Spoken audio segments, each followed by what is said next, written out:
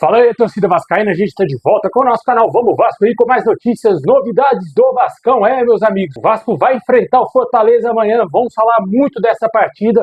Volta do Paulinho à lista de relacionados, o Payet tá fora, como todo mundo sabe. Também o Coutinho vai para o jogo. Vamos falar aqui também da situação da venda da SAF do Vasco, o Vasco esclarecendo tudo o que está acontecendo, essa situação envolvendo o magnata grego. Vamos falar muita coisa no nosso vídeo, mas antes de começar, já sabe, né? Deixa o likezão, se inscreve no canal se você não está inscrito, ative o sininho das notificações para você receber os vídeos postados aqui diariamente no nosso canal Vamos Vasco. E muito obrigado, galera, que está sempre se inscrevendo aí no canal. E tamo junto.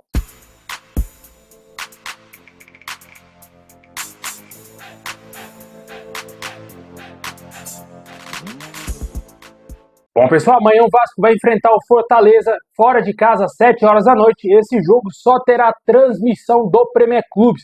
O Vasco aí que terá voltas importantes ao time do Vasco. E finalmente vamos ter aí o retorno, tão aguardado retorno do Paulinho, que foi relacionado para a partida. Não sabemos aí se o Paulinho será utilizado em algum momento da partida. Eu acho muito pouco provável que ele vai entrar em campo amanhã. Mas o torcedor vive a grande expectativa de ver o meio-campo do Vasco formado aí nos próximos jogos, com o próprio Paulinho, com o Jair, que também está recuperado de lesão, e também o Coutinho. Esse seria o meio-campo dos sonhos aí do torcedor. Claramente não é o meio-campo tão marcador assim, né? Mas o Jair e o Paulinho são jogadores com altíssima qualidade, né? Mas eu acredito que nesse momento que eles estão voltando de lesão, não acredito que terão condição aí de atuar juntos nesse restante de Campeonato Brasileiro. Pode ser que isso seja uma possibilidade para 2025. Eu também acho muito difícil também que o Hugo Moura saia do time do Vasco. A tendência realmente é que o Vasco termine essa reta final de Campeonato Brasileiro com o meio-campo formado ali pelo próprio Hugo Moura. Ainda não sabemos se o Jair vai conseguir conquistar uma vaga titular, uma possibilidade também, caso ele ou o Paulinho, pode ser que um ou outro seja titular ainda no final do Brasileirão, ali no lugar do Matheus Cocão. Mais à frente ainda tem a situação do Payet e do Coutinho. Hoje o Payet está melhor, né? Mas o Coutinho é o Coutinho, a gente espera ainda muita coisa dele. O Paiva parece que dá preferências ao Coutinho, mas esperamos aí que realmente os dois ajudem o Vasco.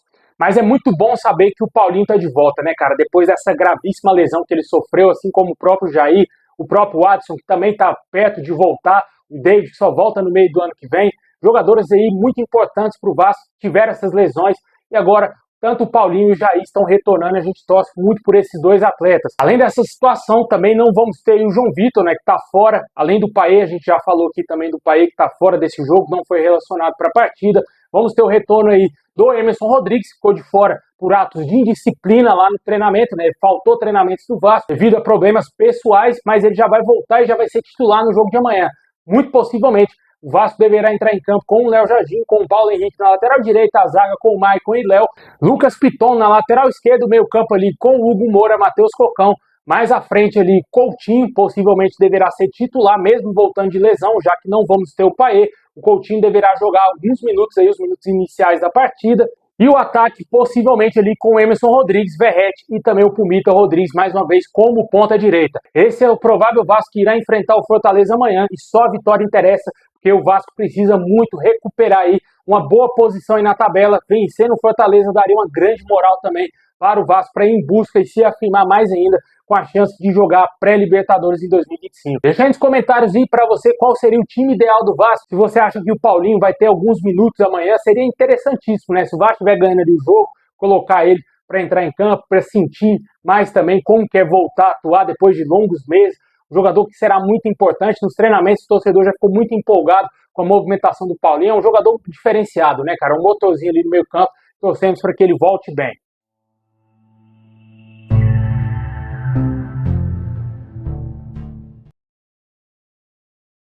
Bom, pessoal, de saída do Vasco, o representante do Galdames disse que o jogador estaria aguardando proposta de clubes europeus.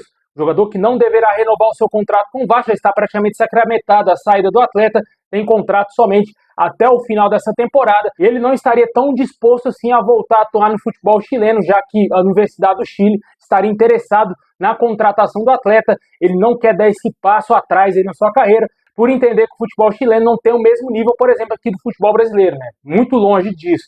E o Galdames estaria interessado em retornar ao futebol europeu, onde já jogou no futebol italiano. Sinceramente, eu acho muito pouco provável que o Galdames vá atuar na Europa, cara, a menos que o empresário dele seja um deus, porque para colocar esse cara na Europa de novo vai ser difícil, porque ele não está jogando absolutamente nada, foi muito mal no jogo contra o Botafogo. Mas o que interessa ao Vasco é que ele realmente vai sair do nosso clube, assim como o Rojas e também o Rossi, são outros dois jogadores que também sairão do nosso clube. Bom, pessoal, e hoje tivemos informações importantes envolvendo a SAF do Vasco. O Vasco esclareceu aí como que está essa questão aí da venda do clube. Diz que não recebeu nenhuma proposta oficial aí para vender a parte da CSA7 Partners, que está hoje com a CAP, a empresa que está gerindo aí os negócios da CSA7 Partners. De acordo com o próprio Vasco, não houve nenhuma proposta formal para a compra do percentual da SAF do Vasco. Afirmações sobre propostas concretas de investidores são mentirosas. Até agora, somente há apenas sondagens iniciais. A venda do Vasco não pode ser feita de forma precipitada, como um simples anúncio para vender ao primeiro interessado. Na venda anterior, essa abordagem se mostrou um fracasso total na gestão do Jorge Salgado e colocou o patrimônio do Vasco em risco aí ao ser vendido para a CSA7 Partners. A associação mantém a intenção de vender e procura um investidor que compreenda a grandeza e a história do Vasco, que seja capaz de atacar as dívidas, de investir e melhorar a estrutura do futebol.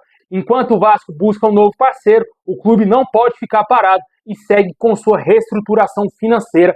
Isso foi divulgado aí no site oficial do Vasco, dando a entender que realmente não chegou nenhuma proposta de nenhum investidor. Se fala bastante lá no grego magnata, né, cara, que está querendo investir no futebol brasileiro.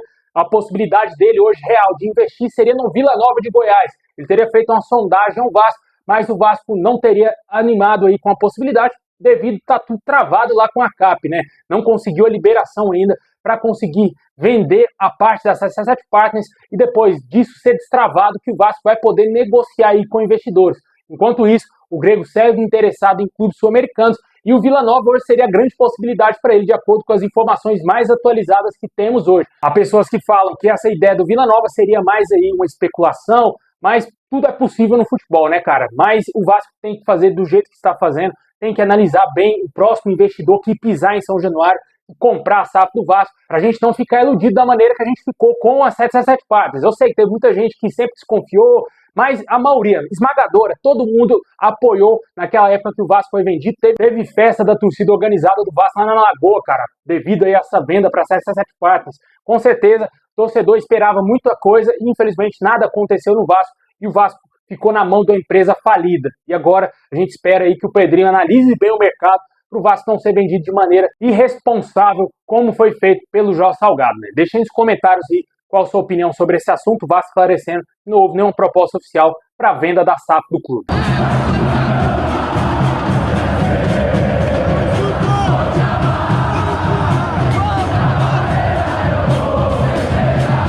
Bom, pessoal, esse é o vídeo de hoje. Valeu por ter assistido até o final. Deixa o like, se inscreve, ativa o sininho assim que tiver mais novidades. Vamos trazer aqui no canal. Então, tamo junto. É nóis.